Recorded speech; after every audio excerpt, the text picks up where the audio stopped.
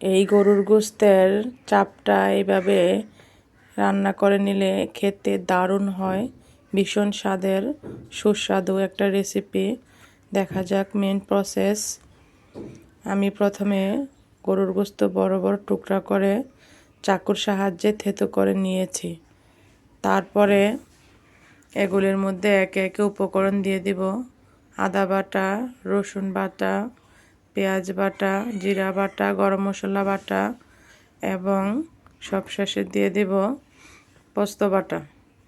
সব কিছু উপকরণ দিয়ে স্বাদ মতো লবণ দিয়ে সয়া সস দিয়ে গাভীর দুধ দিয়ে আমি এটাকে ম্যারিনেট করে নিব।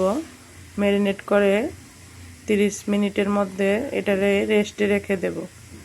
রেস্টে রাখলে হয় কি, গোশতের মধ্যে সমস্ত মশলাটা একেবারে ঢুকে খেতে কিন্তু দারুণ হয়। তারপর আমি ফ্রাই প্যানে তেল গরম করে এগুলোকে ভালোভাবে ভেজে নেব। ভেজে নেওয়া হয়ে গেলে উল্টে পাল্টে উঠিয়ে নিব।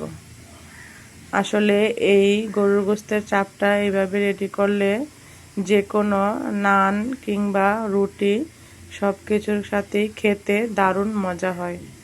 দারুণ মজা এবং ভীষণ মজার একটা রেসিপি। আপনাদের কেমন লাগলো অবশ্যই কমেন্ট করে জানাবেন। রেসিপিটি ভালো লাগলে আমার চ্যানেলটাকে সাবস্ক্রাইব করে রাখবেন। আসসালামু আলাইকুম গাইস।